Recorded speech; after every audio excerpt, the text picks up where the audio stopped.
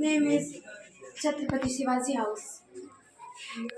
We are explaining with you some science projects. पहला project है चंद्रयान 2 देखा है, ठीक है। चंद्रयान 3 14 जुलाई 2023 को भारत में इसरो संगठन के द्वारा लॉन्च किया गया था। चंद्रयान 3 चंद्रयान 2 की एक योजना खड़ी थी, जिसे चंद्रयान 2 के असफल हो जाने पर भारतीय वैज्ञानिकों ने हार न मानते हुए चंद्रयान 3 का आविष्कार किया और उसे सफल किया और भारत चंद्रमा पर जाने वाला चौथा देश बना तथा दक्षिणी ध्रुव में प्रवेश करने वाला प्रथम देश बना था। चंद्रयान 3 ने जब चंद्रमा पर लैंडिंग की थी तब यह भारत के लिए बड़े गर्व की बात थी। इसमें महत्वपूर्ण भूमिका निभाने वाले 7 वैज्ञानिक थे।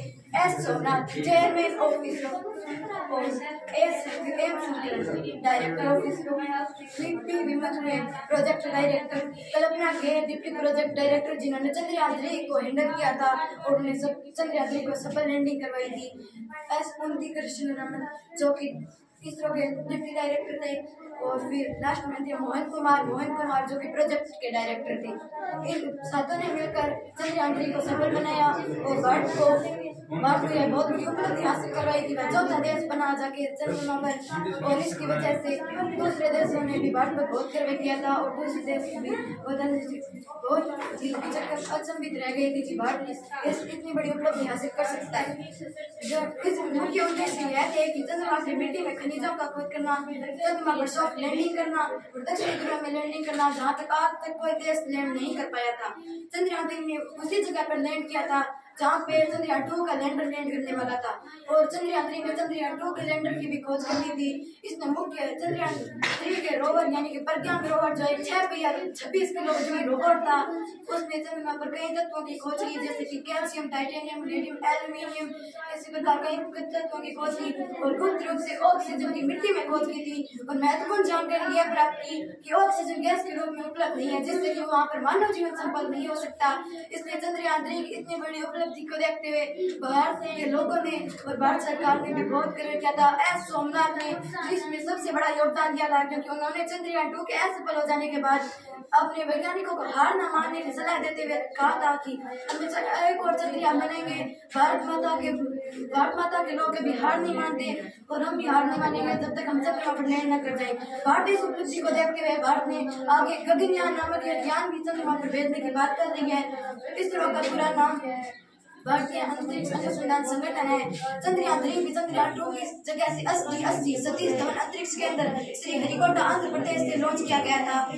इस लॉन्च करने के लिए प्रधानमंत्री स्वयं आए थे और एस सोमनाथ की इस उपलब्धि पर बहुत ही पूरा देश बहुत ही खुश हुआ था। इस जश्न में पूरा देश शामिल था कि भारतीय चंद्रयान 3 ने इतनी बड़ी उपलब्धि हासिल की है। 14 जुलाई को चंद्रयान लॉन्च किया गया था। 1 अगस्त को चंद्रयान ट्रांसफॉर्मर ऑर्बिट में पहुंच गया था। 5 अगस्त को चंद्रयान रोवर ऑर्बिट में पहुंच गया था और यान जिसका हमें विचार था। 23 अगस्त को चंद्रयान शाम को 6:04 पर लैंड किया गया था, जिसकी वजह से भारत देश को यह बड़ी उपलब्धि प्राप्त हुई। और चंद्रयान 3 में 3 पार्ट थे: प्रोफेशनल मॉड्यूल, विक्रम लैंडर और प्रज्ञान रोवर। प्रोफेशनल मॉड्यूल के 2 कार्य थे: लैंडर और प्रज्ञान रोवर को तब तक धकेलते रहना जब तक ये चंद्रमा पर सॉफ्ट लैंडिंग ना कर दे, और दूसरा कार्य यह था कि चंद्रमा की ट्रांसफॉर्मर की यानी कि वर्णक्रमीय रेखा में चक्कर लगाकर चंद्रमा के बारे में जानकारी एकत्रित करना और उसके ऊपर शोध करना। और लैंडर का नाम था विक्रम लैंडर।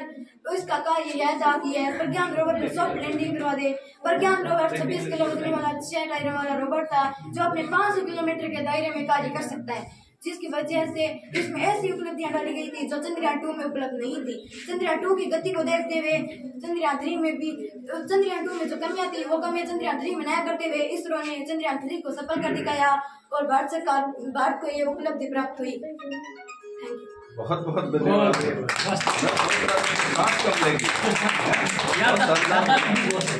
बहुत शानदार बोला आपने। नाम क्या बेटा आपका? सुमन। We are also proud of you. Very good, very good, very good, very good. बहुत शानदार, बहुत शानदार।